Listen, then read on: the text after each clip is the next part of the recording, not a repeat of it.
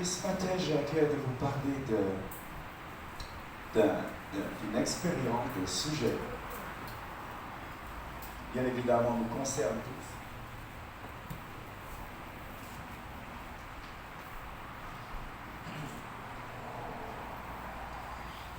Baptisé de feu. Est-ce qu'il y a les candidats? Amen. Ok, 2 ou 3. Amen. 2, 3. N'intéresse pas tout. My God.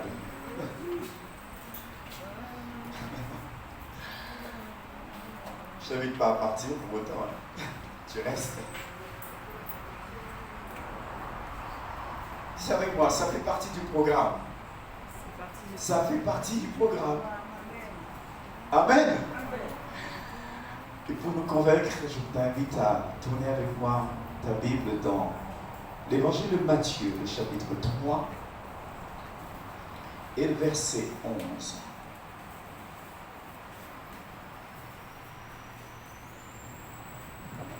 On va prendre dès le verset 10.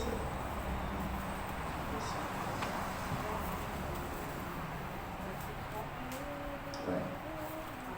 Non, on va prendre à partir du verset 10. Yes. Même, ok, prenons à partir du verset 8. Donc ça c'est clair. 8 jusqu'au verset 11. Matthieu 3, chapitre 8, Matthieu 3, verset 8, la Bible dit: produisez donc du fruit digne de la repentance.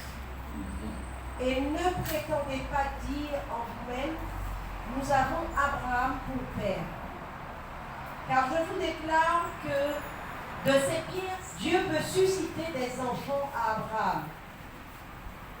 Déjà la cognée est mise à la racine des arbres. Tout arbre donc qui ne produit pas de bons fruits sera coupé et jeté au feu. Moi, je vous baptise d'eau pour vous amener à la repentance. Mais celui qui vient après moi est plus puissant que moi, et je ne suis pas digne de porter ses souliers. Lui, il vous baptisera du Saint-Esprit et de feu. Amen. Amen. Alléluia. Il vous baptisera du Saint-Esprit et de feu. Complète-nous le verset 12 aussi, s'il te plaît. Il a son vent à la main, il nettoiera son air, il amassera son blé dans le grenier, mais il brûlera la paille dans un feu qui ne s'éteint point. Amen. Merci Seigneur. Ta parole est la vérité, Seigneur. Et tu l'as donnée afin qu'elle apporte en nous correction, instruction, conviction, enseignement, afin que nous soyons établis, Seigneur Dieu, pour toute bonne œuvre, Seigneur. Et tu en as préparé des œuvres bonnes pour que nous puissions les accomplir en cette saison, Seigneur. Nous ne voulons pas manquer à cette confiance que tu as investie en chacun de nous, Seigneur. C'est pourquoi nous invoquons ta présence et ton action, Seigneur. L'action de ton esprit dans nos cœurs, dans notre être tout entier, Seigneur. Illumine les yeux de nos cœurs et permets-nous de voir clairement ce que tu dis à ton Église. Permets-nous de saisir, Seigneur. Permets-nous de nous approprier tes instructions, Seigneur. Et qu'ainsi nos vies soient rendues conformes à ta volonté parfaite. Et que toute gloire, honneur et louange te soient rendues, Seigneur Dieu, au travers de nos vies et au travers, mon Dieu, mon roi, de l'univers entier que tu as créé dans ce but. Amen. Amen. Alléluia. Baptisé de feu. Alléluia. Il n'y a aucun mot inutile dans les Écritures.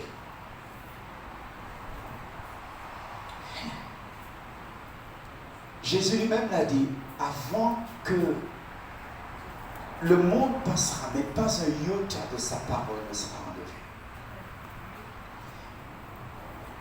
Et pour effacer le monde, ça prend quand même quelques efforts.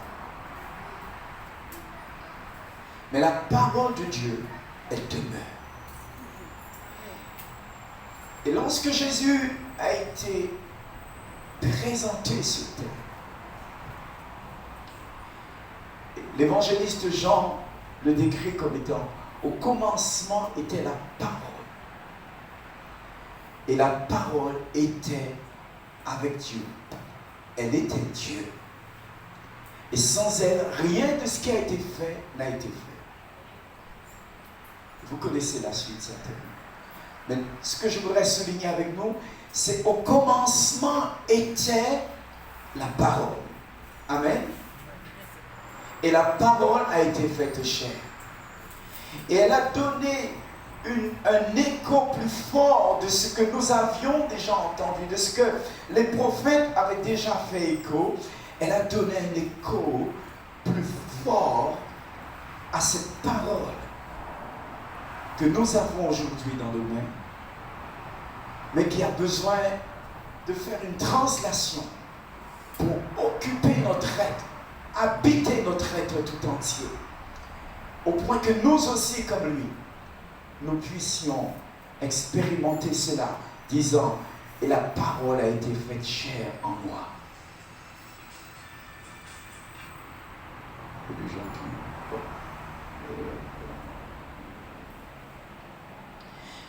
Alléluia.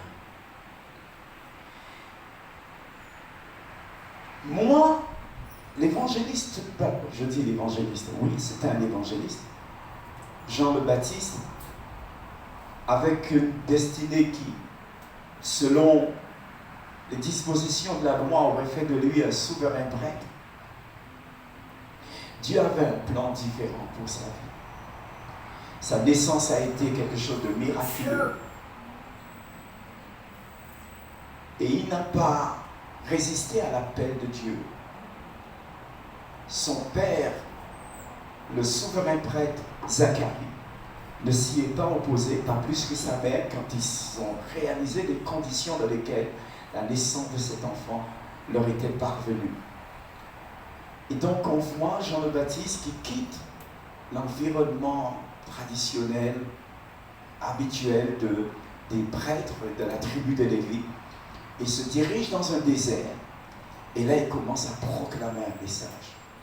Autant dire que sa vie a dû intriguer et intéresser toute la nation d'Israël dans les conditions où il est né.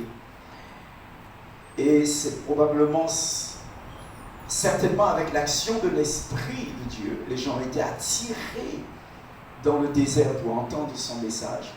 Mais aussi la curiosité de voir cet enfant qui était né au couple Zacharie et Élisabeth dans leur âge avancé. Amen. Ne perds pas courage. Si tu es réellement décidé à servir le Seigneur, quelque chose de bon et d'heureux peut arriver à toi aussi. Amen. Alléluia. Et donc voici Jean-Baptiste dans le désert, prêchant la venue du Messie, prêchant la venue de quelqu'un dont on se posait la question s'il n'était pas lui-même cette personne, celui que les Juifs attendaient. Et pour bien éclairer la chose, il avait un message particulièrement tranchant à l'égard de ceux qui venaient l'écouter. Je dis tranchant parce que je me demande si aujourd'hui un prédicateur, quel qu'il soit, se permettrait d'employer certains de ces termes, si vous n'auriez pas été directement porté plainte contre ce serviteur, voire vous aurez probablement délaissé son assemblée sans vous poser trop de questions. Quand vous voyez le verset 7, voyant venir à son baptême beaucoup de pharisiens et de sadducéens, il leur dit « Race de vipères, qui vous a appris à fuir la colère à venir ?» Race de vipères. Est-ce une manière d'accueillir quelqu'un?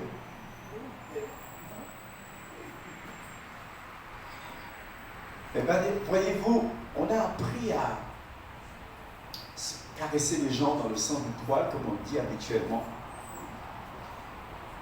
Mais le Seigneur n'est pas là pour nous faire des câlins et nous laisser dans l'état où nous sommes. Entre nous, soit dit, qu'est-ce qui est plus dangereux? De dire à une personne la vérité ou d'essayer de lui tapoter dans le dos pour qu'il se console par rapport au fardeau qu'il porte au-dedans de lui?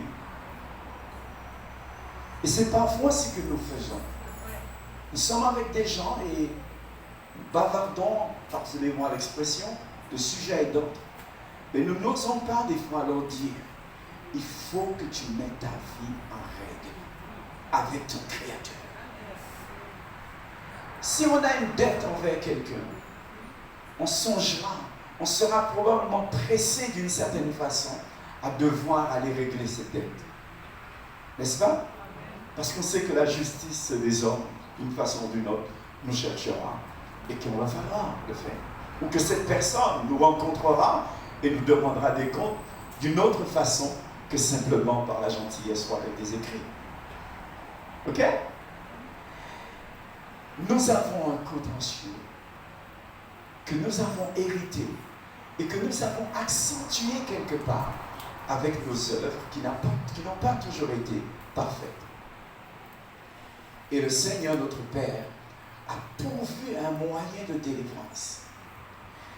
Alors Jean-Baptiste était là pour annoncer justement que Dieu allait porter une solution définitive, une solution parfaite au problème de cette révolte qu'il y avait dans les cœurs. Cette révolte qui a commencé depuis le Jardin d'Éden avec notre ancêtre Adam et son épouse, et que nous avons hérité, voire amplifié, disais-je. Voilà qui nous a emmenés, tous ceux qui l'ont fait déjà, à devoir reconnaître cet état de péché et demander pardon à Dieu et accepter, comme Jean-Baptiste l'a inauguré, de passer par les eaux du baptême.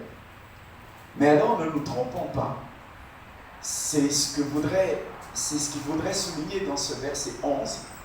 Moi, dit-il, cet enfant miraculeux, moi je vous baptise d'eau pour vous emmener à la repentance, mais celui qui vient après moi est plus puissant que moi, et je ne suis pas digne de délier, de porter ses souliers. Lui, il vous baptisera du Saint-Esprit et de feu. Ça fait combien de baptêmes là? Ça fait 2. Vous êtes sûr? Ça fait 3 baptêmes. Donc,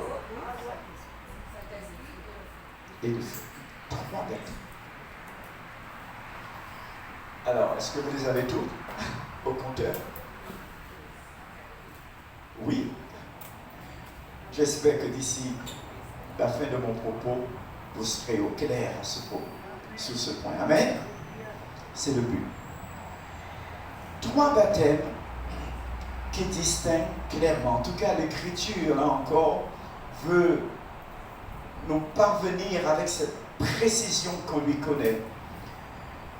Et donc, nous ne pouvons pas lire comme ça à la légère, dire, allez, tout baptême, c'est baptême. Comme disent certaines personnes, j'ai été baptisé, contraire. On m'a dit qu'on m'a baptisé, donc cela est bon. Amen. Bien. Regardons ce que nous dit Luc également. Je voudrais que nous prenions confirmation dans Luc, le chapitre 3, et le verset 16. Ce sont à peu près les mêmes mots qu'on retrouve.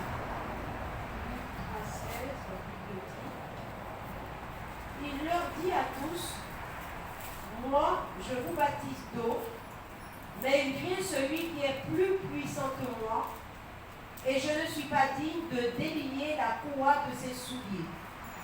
Lui, il vous baptisera du Saint-Esprit et de feu. Continue. Il a son banc à la main, il nettoiera son air et il amassera le blé dans son grenier, mais il brûlera la paille dans un feu qui ne s'éteint point. Amen. Donc il y a une œuvre qui est en train d'être accomplie par le Seigneur lui-même, comme nous le montre ce texte, qui est répété donc dans les Écritures. Et quand il y a ainsi cette insistance de l'Esprit du Seigneur par rapport à un événement, un acte ou quelque chose, une démarche, croyez-moi, c'est aussi pour nous un panneau qui clignote bien fort pour que nous portions l'attention qui lui convient. Amen. Il vous baptisera du Saint-Esprit et de feu. Il a sa pelle à la main, il nettoiera son aire de battage et il amassera le blé dans son grenier, mais il brûlera la paille dans un feu qui ne s'éteint point. Retournons dans Marc, chapitre 9.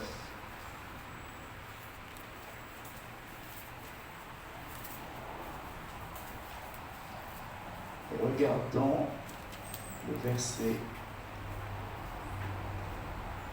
49.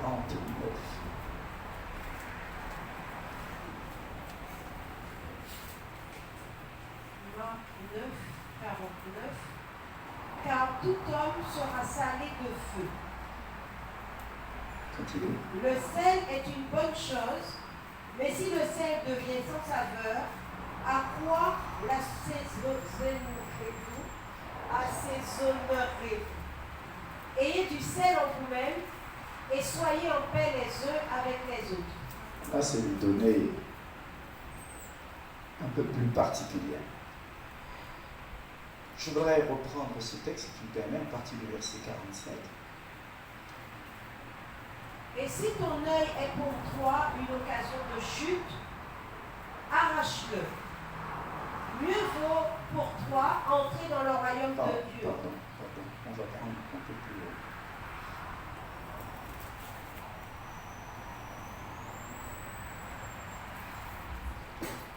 On va prendre à partir du verset 42. Mais si quelqu'un scandalisait un de ces petits qui croient, il faudrait mieux pour lui qu'on lui mît au cou une grosse meule de moulin et qu'on le jetât dans la mer. Si ta main est pour toi une occasion de chute, coupe-la. Dans une autre version, il est dit si ta main te pousse à mal agir. Alors, je ne sais pas comment la main peut te pousser. Comme si la main aurait une intelligence en elle. Mais c'est là l'excuse que certains pourraient trouver. C'est pas moi, c'est ma main. Ok? Et si ta main te pose ainsi ce problème. Si ta main est pour toi une occasion de chute, Uh-huh. coupe-la. Mm-hmm. Mieux vaut pour toi entrer manchot dans la vie Mm-hmm. que d'avoir les deux mains et d'aller dans la géhenne, dans le feu qui ne s'éteint point. Si ton pied est pour toi une occasion de chute, coupe-le. Mieux vaut pour toi être entré boiteux dans la vie que d'avoir des deux pieds et d'être jeté dans la géhenne, dans le feu qui ne s'éteint point.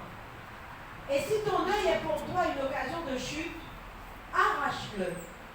Mieux vaut pour toi entrer dans le royaume de Dieu, n'ayant qu'un œil, que d'avoir deux yeux et d'être jeté dans la géhenne, où le ver ne meurt point et où le feu ne s'éteint point. Car tout homme sera salé de feu. Le sel est une bonne chose, mais si le sel devient sans saveur, à quoi l'assaisonnerez-vous? Ayez du sel en vous-même et soyez en paix les uns avec les autres. Amen. Et ceux qui étaient là vendredi soir, une réflexion a été soulevée par l'apôtre Marcy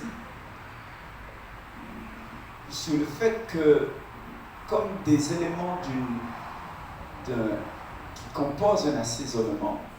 Nous serions, peut-être chacun pour sa part, une épice particulière, et qu'ensemble, Dieu ferait une sauce à son goût avec nous.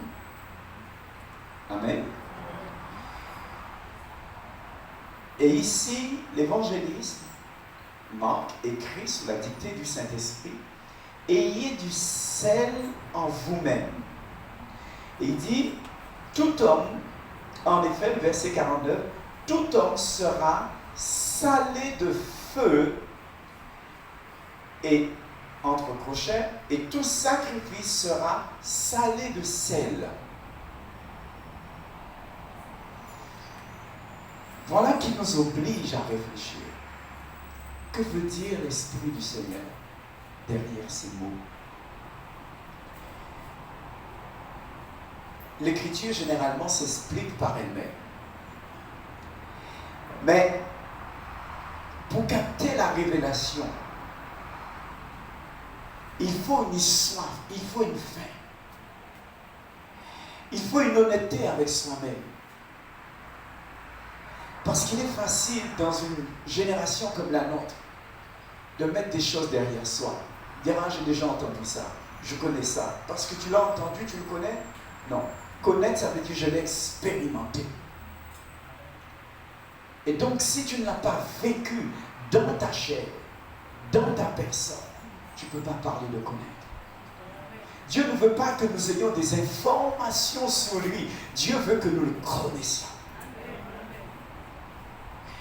Et pour cela, il nous donne les conditions.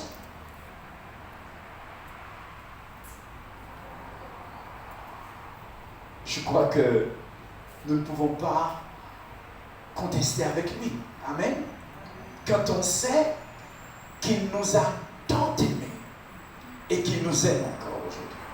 La preuve, nous sommes un corps composé de plusieurs milliards de cellules qui fonctionnent comme par magie.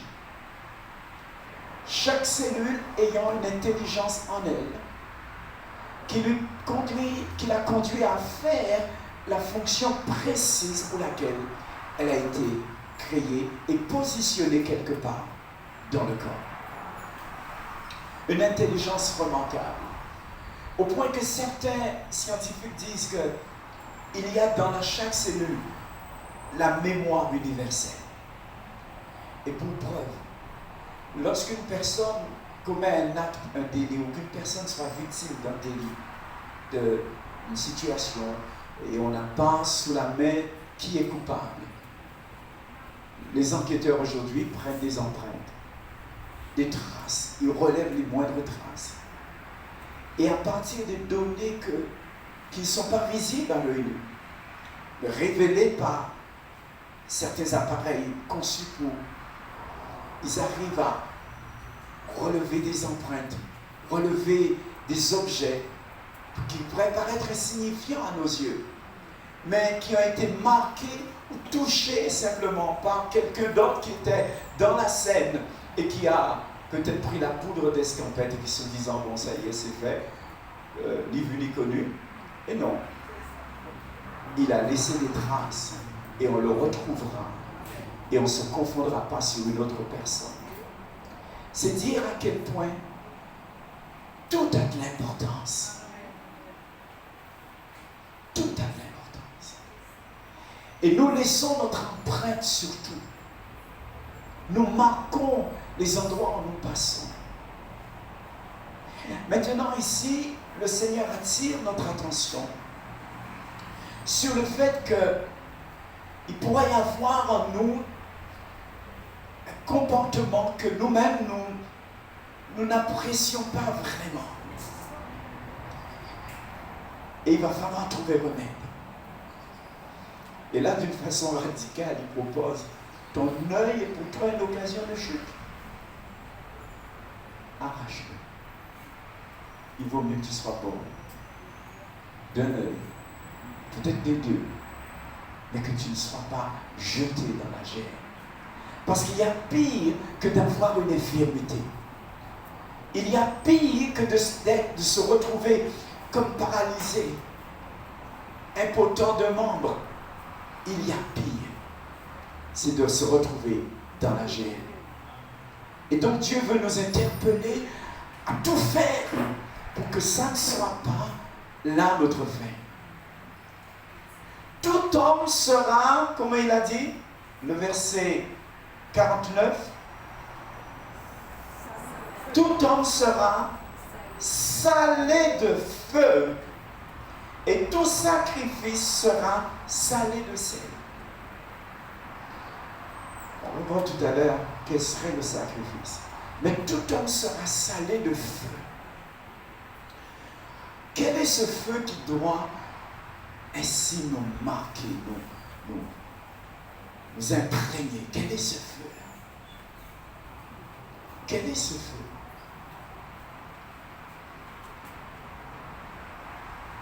La question se pose à moi, se pose à toi aussi. Parce qu'il est bien dit, tout homme. Amen. Ayez du sel en vous-même. Soyez en paix les uns avec les autres. Je crois que, en plongeant nos regards dans ce texte, et en ne cherchant pas à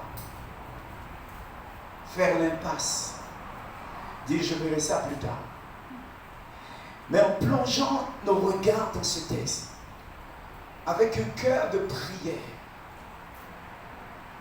envers notre Dieu, afin qu'il nous ouvre les yeux, qu'il nous révèle là où serait la faille, là où il manque, que nous puissions, alors certainement, il viendra nous éclairer. J'insiste, je me permets d'insister parce qu'il y a une tendance à l'indulgence envers soi-même.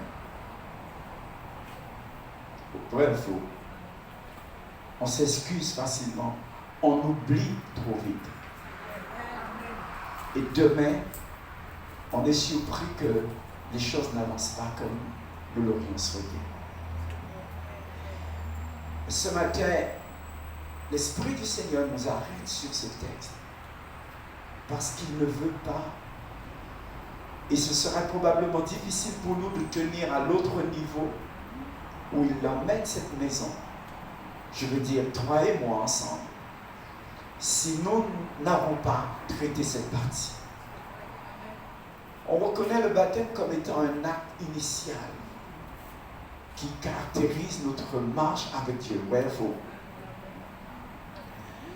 Et pourquoi le baptême de feu ne serait pas aussi la même chose? Quand bien même il faudrait peut-être un peu d'exercice avec soi-même pour apprendre à se sonder, se mettre devant Dieu. Voilà ce qui rend indispensable qu'on se tienne devant la face de Dieu. Voilà ce que Ésaïe 58 a voulu souligner ou surligner pour les contemporains de l'époque, mais jusqu'à notre génération, parce que c'est un évangéliste, Ésaïe, je crois bien. En tout cas, il nous a prêché, il a prêché la bonne nouvelle en son temps, et il nous la prêche encore aujourd'hui. Et on découvre que, au fond, ce qu'il dénonce, c'est des actes avec les mains ou les moyens qu'on engage, mais dans lesquels le cœur n'y était pas. Il n'y avait pas la droiture de cœur, il n'y avait pas la sincérité. Et le Seigneur sonde les cœurs et les reins. Amen. Il demande de nous des motivations qui soient pures. Il ne se satisfait pas d'actes comme ça. Parce que ça ne dure pas longtemps. Et ça ne résiste pas au feu. Amen. Ayez, tout homme sera salé de feu. Alors, dans le même évangile, il est dit, nous sommes le sel de la terre. Mais voilà qu'on me parle d'un sel de feu. Salé de feu. Parce que le sel a cette propriété particulière de descendre, de pénétrer, d'imprégner de sa saveur particulière, de donner comme un goût, relever le goût de la chair qu'elle touche, avec laquelle elle entre en contact. Il entre en contact. Le feu de Dieu vient précisément pour nous donner cette saveur divine. Parce qu'il ne s'agit pas d'un feu quelconque, il s'agit d'un feu que Dieu lui-même, la parole de Dieu, suscite en nous. Regardons un autre texte, avant que je vous le dise comme ça. Regardons Hébreux.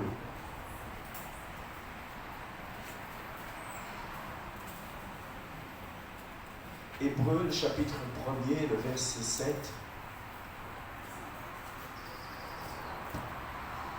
On va revenir.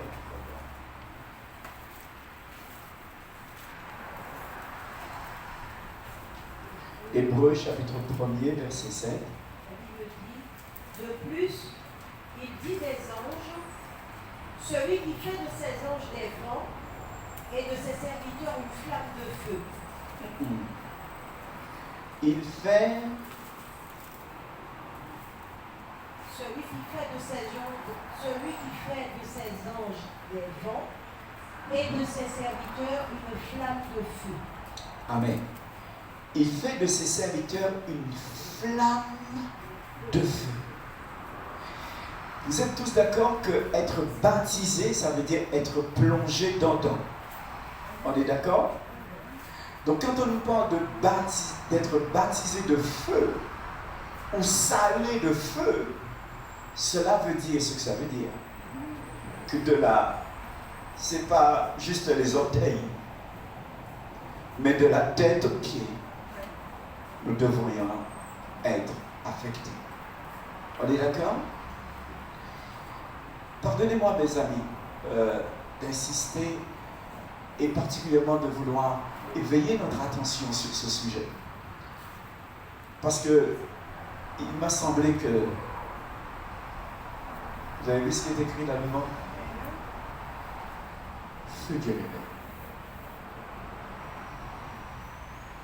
Donc il est temps que nous démontrons et que nous cessions juste de dire le prétend. Feu de réveil. Et il fait de ses serviteurs des flammes de feu. Regardons encore un autre texte dans toujours le livre des Hébreux, le chapitre 11 et le verset 34.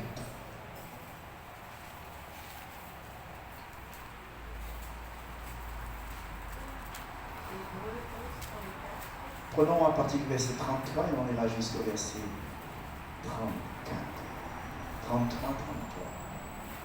Ou 32. Allez. Et que dirais-je? 32. Jusqu'au verset 34. Et que dirais-je encore? Car le temps me manquerait pour parler de Gédéon, de Barak, de Samson, de Jephthé, de David, de Samuel et des prophètes qui, par la foi vainquirent des royaumes, exercèrent la justice, obtinrent des promesses, fermèrent la gueule des lions, éteignirent la puissance du feu, échappèrent aux tranchants de l'épée, guérirent de leur maladie, furent vaillants à la guerre, mirent en fuite des armées étrangères. Amen. Retourne sur le verset 1. Alors, vous avez bien vu, verset 34. Que dirais-je donc de ces hommes dont il a cité quelques noms, qui ont éteint la puissance du feu? Est-ce que nous parlons toujours du même feu là? Je relis avec vous le verset, la référence dans Hébreux chapitre 1er, le verset 7.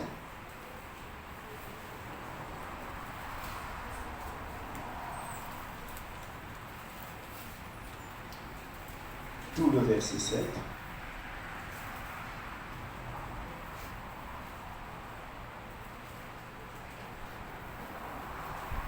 Et on ira jusqu'au verset 10. De plus, il dit des anges, celui qui fait de ses anges des vents, et de ses serviteurs une flamme de feu. Il fait de ses anges des vents. J'ai une version ici sous les yeux qui dit « Il fait de ses anges des esprits ». Vent ou esprit, en fait, on peut sentir leur passage, mais on ne le voit pas. Ok? Tout à coup, vous avez sentiment de la présence, et vous ne voyez rien. Ça peut être un vent frais. Ok? Qui a vu déjà des anges? Toi? C'était frais, chaud, ça brûlait. Je me sentais un mot tout à l'heure. Toi? Ok. Il fait de ses anges des esprits et de ses serviteurs. Alors vas-y maintenant, pardon, verset 7. Et de ses serviteurs une flamme de feu. Une flamme de feu.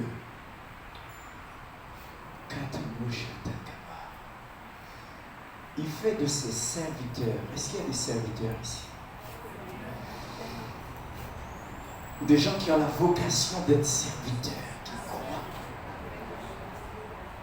Est-ce que tu es prêt à être une flamme de feu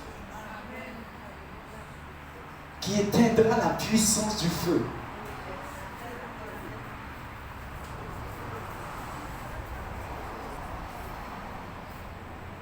Est-ce que nous sommes prêts à aller là, mes amis?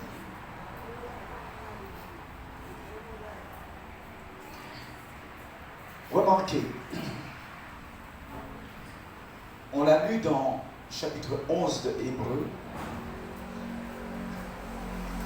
et j'aime bien la façon dont il résume cela. C'est assez particulier. Et que dirais-je encore? Le temps me manquerait en effet pour parler de Gédéon, de Barak, de Samson, de Jephthé, de David, de Samuel et des prophètes. Je trouve surprenant qu'il n'ait pas cité, peut-être qu'il ne peut pas encore, ouais, c'est déjà passé, il n'a pas cité les amis de Daniel, comme on les appelle, Shadrach, Meshach, Abednego, qui par la foi ont vaincu des royaumes, exercé la justice, obtenu la réalisation de promesses, fermé la gueule de lion, éteint la puissance du feu. Et vous connaissez le témoignage de ses amis qui, pour avoir continué de prier Dieu d'une manière régulière, alors que l'empereur avait, sous la pression de son entourage, fait proclamer un décret interdisant quiconque de prier à un autre Dieu que l'empereur lui-même. Et nos frères de l'époque ont refusé ce marchandage, cette menace. Ils ont continué à prier. Et voilà qu'ils ont été jetés dans une fournaise qui avait été chauffée 7 fois plus. On s'attendait que normalement, ils ne puissent même pas arriver au fond, qu'ils soient déjà carbonisés et que les restes, on n'est pas la difficulté de les rechercher puisque de toutes les façons, ils seraient réduits en poussière. Non. Notre Père, celui qui vit en nous, avait fait d'eux une flamme de feu. Et pas un feu ordinaire, mais un feu qui consume, un feu qui peut absorber un autre feu, un feu qui contrôle un feu, tout autre feu ordinaire. Parce que ce monde qui est devant nous et dans lequel nous tentons d'évoluer est plein de défis et des situations qui peuvent paraître vraiment difficiles. On a cette expression chez nous. Ah, Diffé, comment vas-tu? Diffé, Diffé, c'est moi. Mais ça, c'est encore rien. Parce que là, ils ont été confrontés à un feu réel qui chauffe, qui brûle, qui pouvait cuisiner, carboniser une maison, la faire disparaître. Ils ont eu telle la puissance de ce feu. Des hommes sont morts, des soldats au service de l'empereur sont morts quand ils ont exécuté l'ordre de jeter ces jeunes dans la fournaise. Mais eux, non seulement ils sont restés vivants, mais leurs cheveux n'ont pas brûlé. Tout leur être n'avait même pas l'odeur de cela. Il fait de ses serviteurs une flamme de feu. Je suis une flamme de feu. Voilà pourquoi je n'aurai pas peur de confronter les situations qui doivent être confrontées. Surtout lorsque la main de l'ennemi est derrière ces choses pour me pousser à vouloir me trahir ou trahir, en quelque sorte, renoncer à mon baptême, au premier. Si tu passes le premier, je vais t'arrêter sur le deuxième. Et si tu passes le deuxième, je t'arrêterai éventuellement sur le troisième. C'est ça le dessein de l'ennemi. Et c'est pourquoi nos combats ne sont pas estompés simplement parce que nous avons été plongés dans l'eau du baptême. Mais au contraire, il semble comme si on a réveillé des situations. Mais gloire soit à Dieu. Il est temps que nous sachions qui nous sommes. Dieu fait de ses serviteurs une flamme de feu. Et dans quelles conditions Dieu peut faire de nous une flamme de feu? Que nous-mêmes, j'en reviens à l'évangile de Marc que nous avons lu tout à l'heure, que nous-mêmes, nous acceptons de nous regarder avec intégrité, avec sérieux. Et cela demande du temps avec soi-même dans la présence de Dieu. Voilà pourquoi Ésaïe, déjà à son époque, et quelque part un peu plus loin, Jésus lui-même, quand il a répondu aux questions de ses amis, lui disant, mais pourquoi on n'a pas pu chasser ce démon de l'enfant là, dont le Père nous avait emmené? Il a dit, cette sorte-là, le sort que par le jeûne et la prière. Parce que si en toi il y a des choses qui appartiennent à l'ennemi, comment peux-tu le chasser? Si tu le chasses, tu donnes la place à un autre. Vous comprenez ce que je veux dire? Mais ils se sont, quand on est dans le jeûne, et c'est pourquoi, avec raison, le Seigneur donne cette parole à Ésaïe. Est-ce là le jeûne auquel je prends plaisir? Dans lequel, en fait, on ne fait que paraître. J'ai fait des bonnes œuvres, j'ai donné à manger, j'ai donné un vêtement, j'ai fait. Et je suis encore plus gonflé d'orgueil. Ou je n'ai pas touché là où ça fait mal. Je n'ai pas renoncé à cet égoïsme. Je n'ai pas renoncé à ces ambitions qui n'ont rien à voir avec le plan de Dieu pour ma vie. Je n'ai pas été changé d'un iota. Un peu comme si on dirait au Seigneur, ne touche pas à mon péché mignon. Ne touche pas à cette partie-là. Parce que le feu, vous savez, ça consume. Et tant qu'elle pouvait manger, il dévore. Mais il faut passer par là pour devenir soi-même. Et pas, il faut accepter le feu de l'Esprit de Dieu. Parce que s'il nous promet un baptême de feu, et même un assaisonnement de feu, de la même manière, nous avons accepté le baptême d'eau. Nous devons rechercher cette mort à soi-même. Parce que le baptême, en fait, c'est une mort à soi-même en vue d'une autre vie, oui ou non? Il faut accepter cette mort à soi. Parce que nous ne voulons que rien ne puisse entraver notre destinée.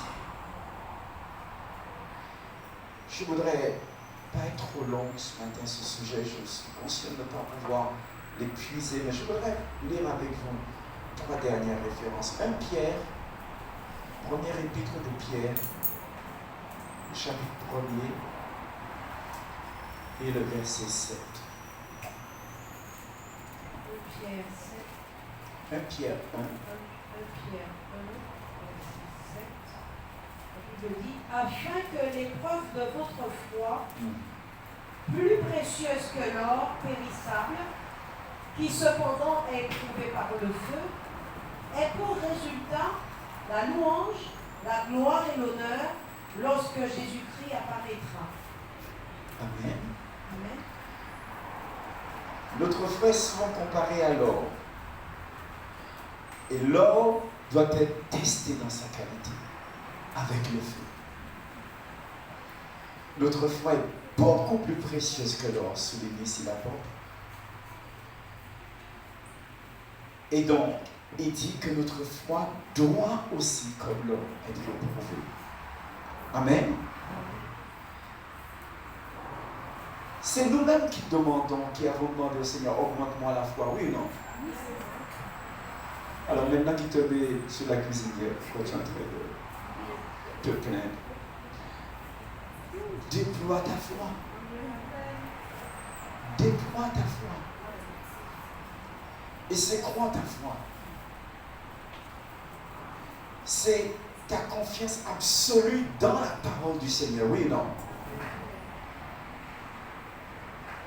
Et sa parole, le monde entier passera, mais sa parole ne passera point.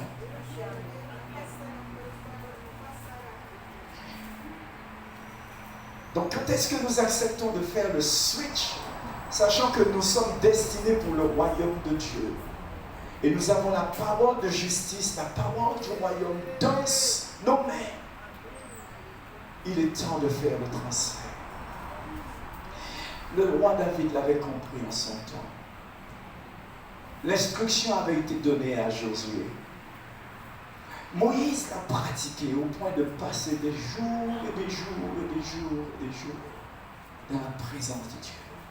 De quoi se nourrissait-il? On ne sait même pas. La parole de Dieu est aussi une nourriture. C'est elle qui nous a créés. Et elle peut, si c'est nécessaire, nous faire une infusion et soutenir les cellules, les muscles, les membres, les os. Bref, nous donner, faire une transfusion. À l'hôpital, si tu ne veux pas manger le pain, on va te donner un sérum. Ok? Avec les ingrédients en forme liquide. Et la parole aussi, elle a cette vertu. Elle peut nous soutenir. Je dis tout ceci parce que feu du réveil doit être réellement ce qu'elle dit qu'elle est. Amen.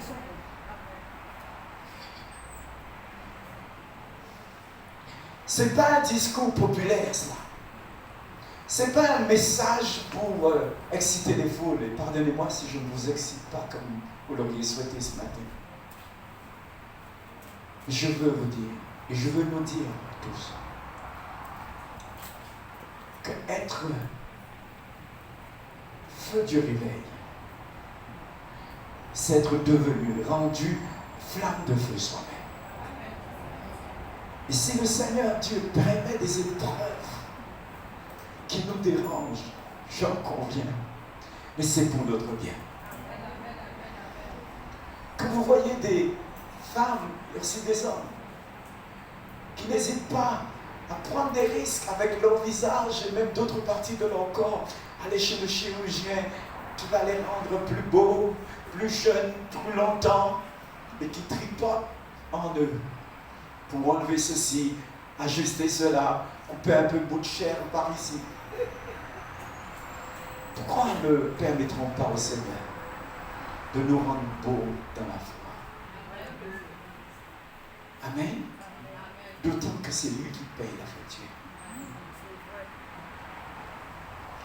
Et maintenant, regardez le conseil de Dieu à notre égard. Apocalypse.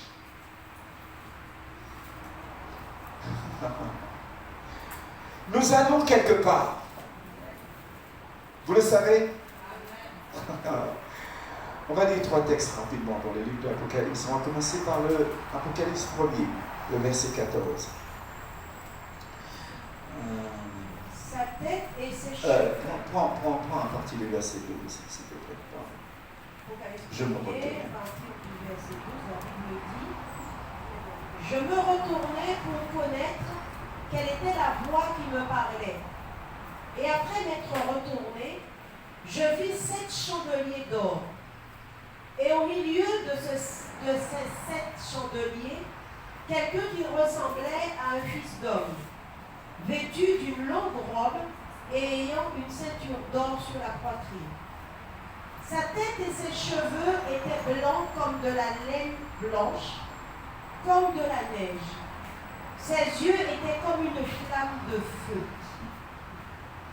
Ses pieds étaient semblables à des reins ardents, comme s'il eût été embrasé dans une fournaise, et sa voix était comme le bruit de grandes eaux.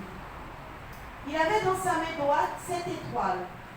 De sa bouche sortait une épée aiguë à 2 tranchants, et son visage était comme le soleil lorsqu'il brille dans sa force. Quand je le vis, je tombai à ses pieds comme mort.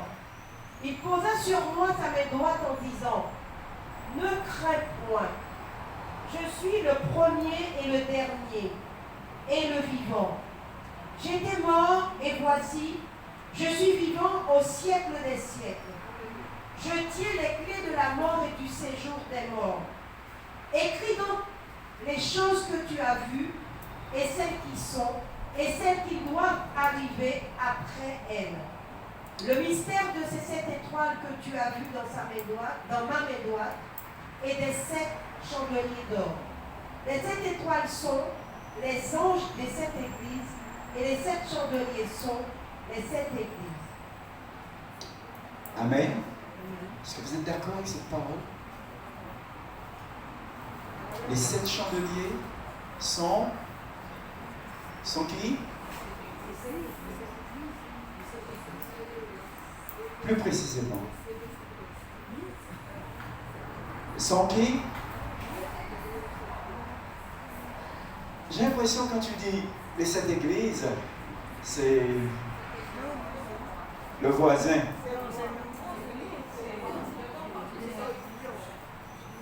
C'est moins.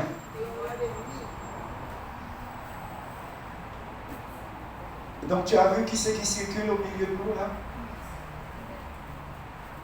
Ses yeux sont comme une flamme de feu. Alors si je dois être assaisonné de feu, salé de feu, probablement c'est ce qu'il est en train de faire là. À l'heure où je vous parle, à l'heure où je n'emploierai pas le terme qui s'impatiente, mais il est désireux fortement de voir son épouse prête.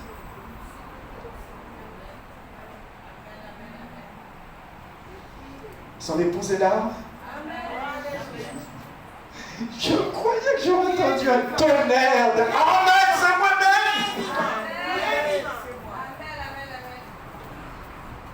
Parce que si ça ne t'excite pas plus que ça, peut-être tu as un autre agenda. Tu as un plan B? Quelqu'un a un plan B ici? Ou un plan C?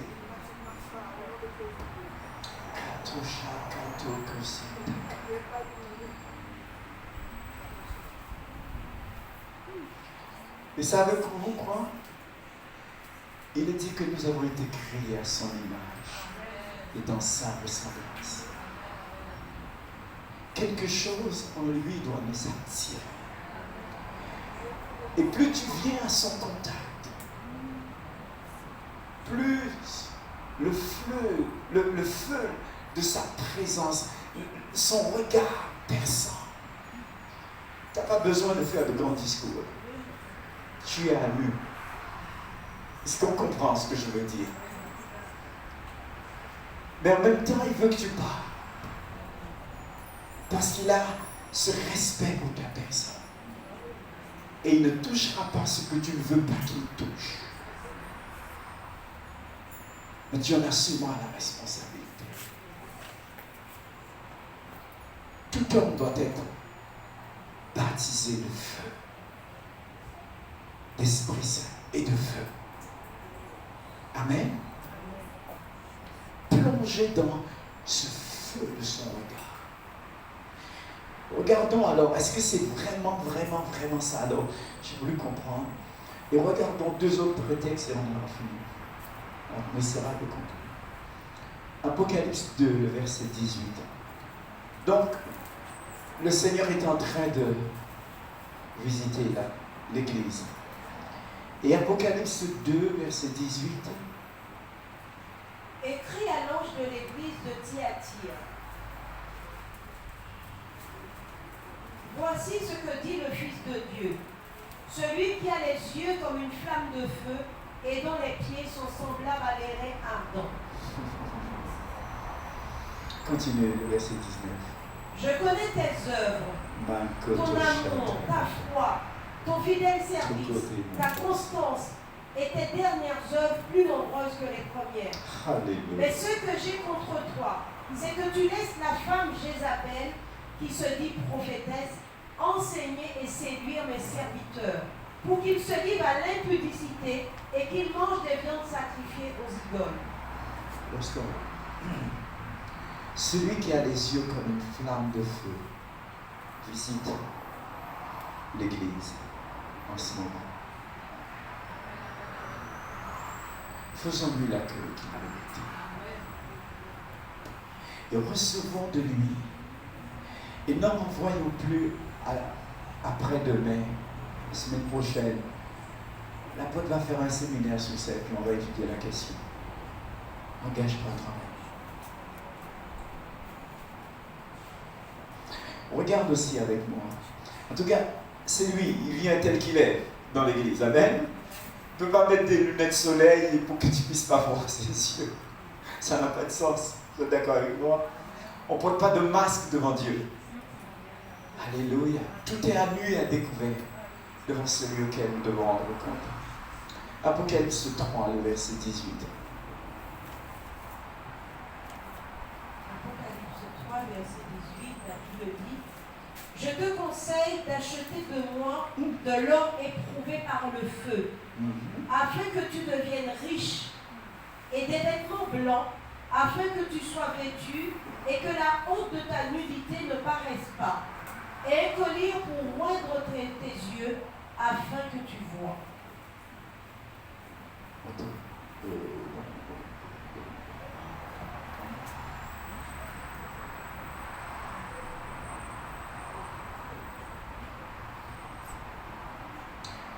Verset 18, reprends-le. Je te conseille d'acheter de moi de l'or éprouvé par le feu, afin que tu deviennes riche, et des vêtements blancs, afin que tu sois vêtu, et que la honte de ta nudité ne paraisse pas, et un collier pour moindre tes yeux, afin que tu vois.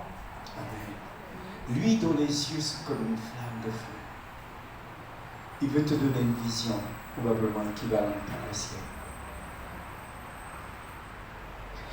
Je ne sais pas si vous avez eu l'occasion d'être en face de ces personnes qui ont un regard qui vous...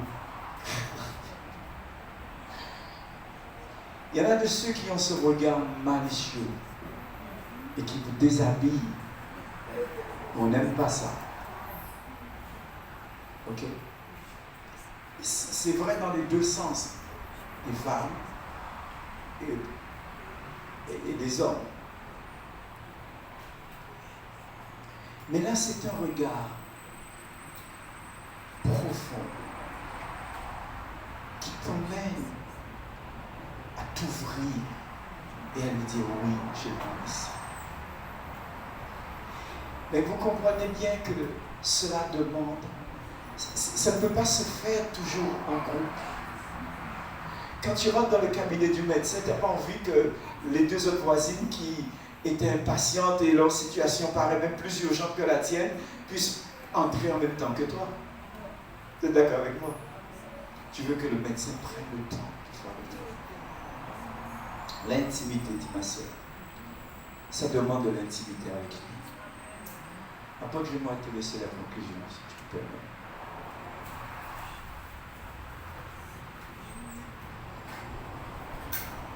Seigneur, on va prier, on va se mettre debout.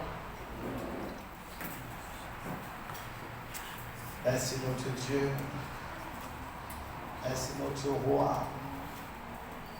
Merci de ce que tu donnes ta parole à propos, afin que l'œuvre de ta parole, Seigneur, porte du fruit à nous et que ce fruit demeure. Seigneur, sur ce chemin de purification par ton feu, Seigneur, fortifie chacun, encourage chacun de nous. Parce que, Seigneur, notre Père, tu ne nous amènes pas dans ce chemin pour nous tuer, mais pour nous parfaire, afin que les œuvres que nous manifestons soient des œuvres de Dieu, pas les œuvres de la chair, pas les œuvres du monde, mais les œuvres que tu as. C'est pourquoi, Seigneur, tu nous fais passer par ce chemin. Seigneur, notre Père, nous avons voulu écouter parfois le chemin parce qu'on se disait que c'était trop long. Mais c'est toi qui détermines le temps. C'est toi qui détermines l'intensité de feu pour chacun. Nous voulons te dire merci, Seigneur. Nous ne voulons pas être à côté du feu comme Pierre, en fuyant la réalité de qui nous sommes. Nous voulons être dans le feu, comme Shadrach, Meshach, Abednego, et être transformés à la même image, pour être des flammes de feu en action. Seigneur Jésus, afin que le message que tu transmets au travers de nous porte du fruit, et que ce fruit demeure, Seigneur Jésus. Pour que le monde n'aille pas dans le feu éternel, tu as envoyé les feux pour purifier, nettoyer, laver, pour éviter le feu éternel aux hommes. Et Seigneur, tu es en train de préparer toi-même des flammes de feu pour que l'œuvre du feu soit accomplie sur la terre dans le message, ô Dieu, sans diluer, dans le message pur. Seigneur éternel, notre Dieu, nous te disons merci de nous avoir choisis. Merci de ton choix dans nos vies. Merci Seigneur de ce que dans ta grâce tu as jeté ton dévolu sur nous. Seigneur éternel, merci. Merci. Toutes les fois où nous avons voulu fuir le feu, nous n'avons pas laissé que ton feu ait son œuvre, son action totale sur nous. Nous avons fui avec des parties brûlées. Nous avons fui avec des morceaux de feu brûlés.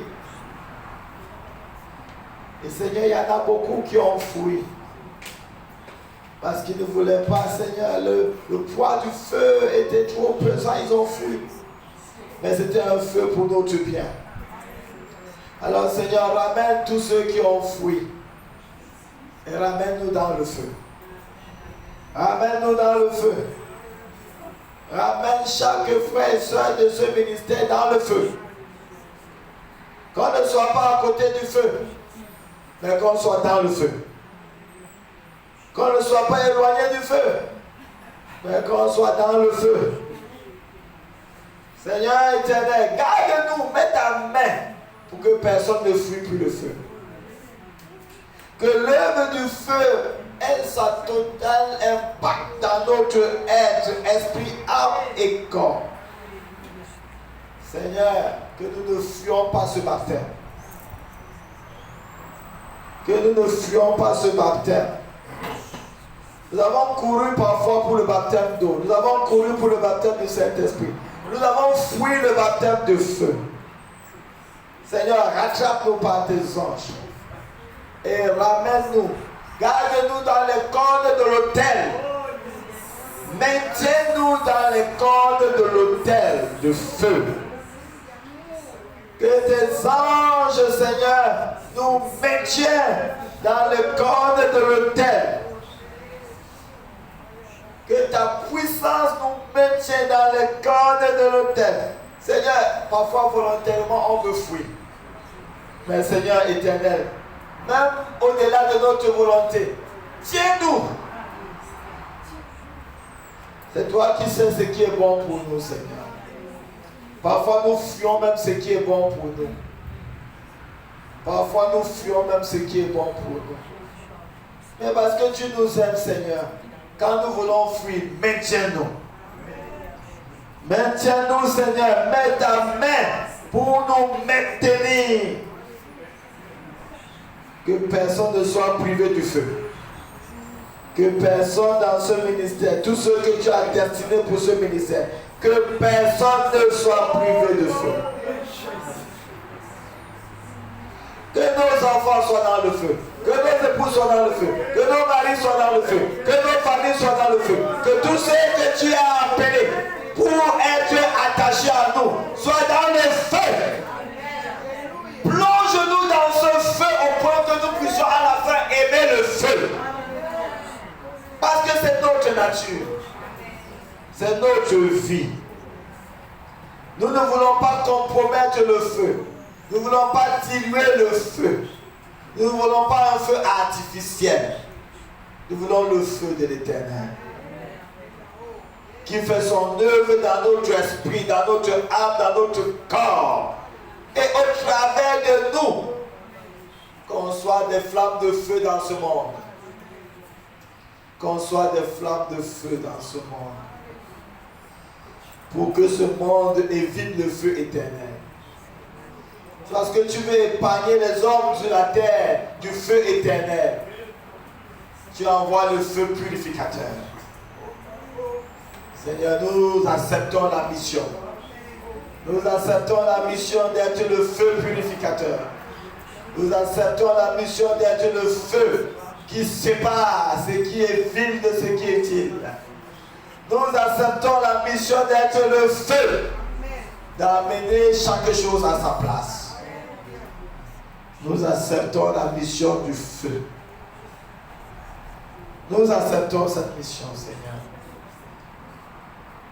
Que personne ne pense venir en retard.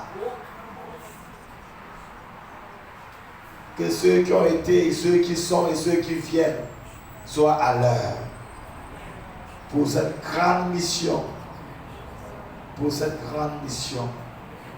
Merci Seigneur Jésus, parce que tu nous aimes. Alléluia. Merci pour le dépôt du feu sur chacun. Alléluia. Merci parce que Papa éternel, ton feu fait son œuvre dans notre corps, dans notre âme, dans notre esprit. Et rien n'arrête le feu. Rien ne stoppe le feu. Que rien dans notre vie ne stoppe le feu. Que rien dans notre corps ne stoppe le feu. Que rien dans notre âme ne stoppe le feu. Que rien dans notre être ne stoppe le feu. Que rien dans notre esprit ne stoppe le feu. Que l'œuvre du feu soit totale en nous. Et que l'œuvre du feu soit totale au travers de nous. Seigneur, Seigneur, de la même manière que notre Père, notre Dieu, le feu a son impact. Donne-nous à avoir de l'impact. Donne-nous à avoir de l'impact dans le pays. Donne-nous à avoir de l'impact dans la nation. Donne-nous d'avoir de l'impact dans le monde. Seigneur, il n'y a personne qui a attrapé le feu dans son sein sans être puni. Que le feu du réveil en petit bout ait son impact. Que le feu du réveil en Guadeloupe ait de l'impact dans le Guadeloupe. Que le feu du réveil dans la Caraïbe ait de l'impact dans la Caraïbe. Que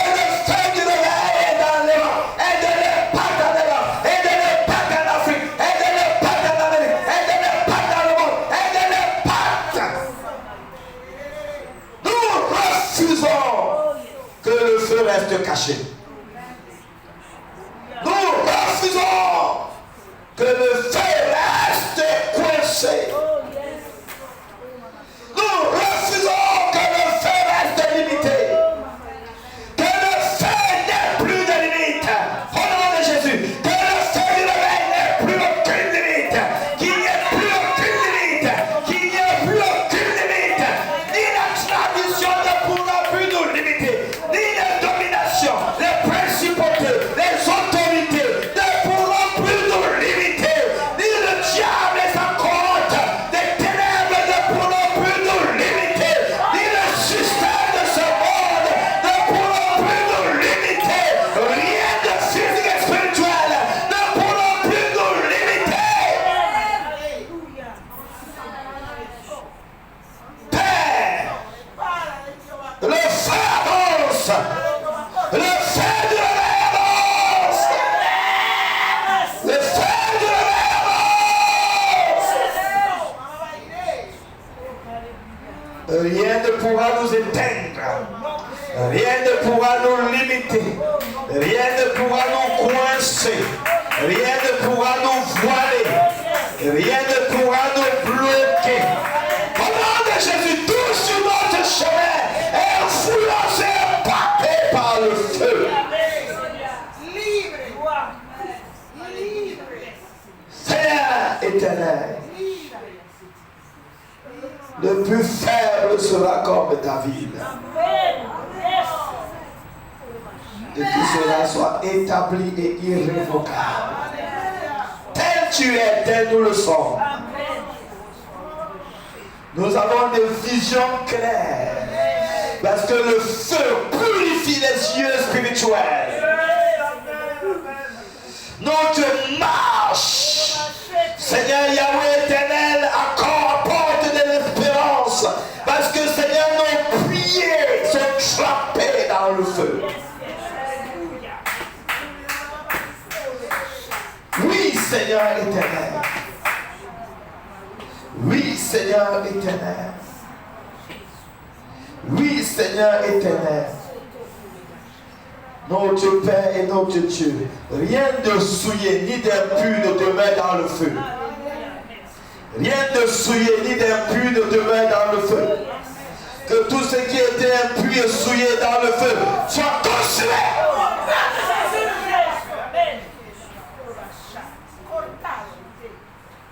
Dans le nom de Jésus de Nazareth. Dans le nom puissant de Jésus. Que la vision devienne claire. Parce que le feu a fait son œuvre. Que la révélation devienne claire. Parce que le feu a fait son œuvre.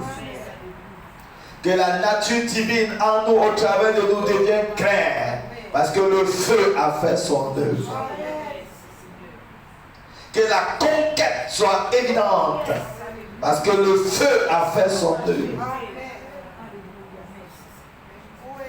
Que le fruit soit en abondance. Parce que le feu a fait son œuvre. Merveilleux Jésus, merci. Merci Père. Parce que tu nous as préparés comme dans un temps comme celui-ci. Pour faire le travail définitif. Et nous te disons merci de ton choix dans nos vies. Nous acceptons ce choix. Nous nous soumettons à ta volonté totale et complète. Que cela soit établi et irrévocable. Au nom puissant de Jésus-Christ de Nazareth. Quiconque se lèvera, de physique comme spirituel, pour s'en opposer, qu'il soit jugé par le feu. Et cela est établi et irrévocable. Au nom de Jésus de Nazareth. Et nous disons Amen. Amen. Amen.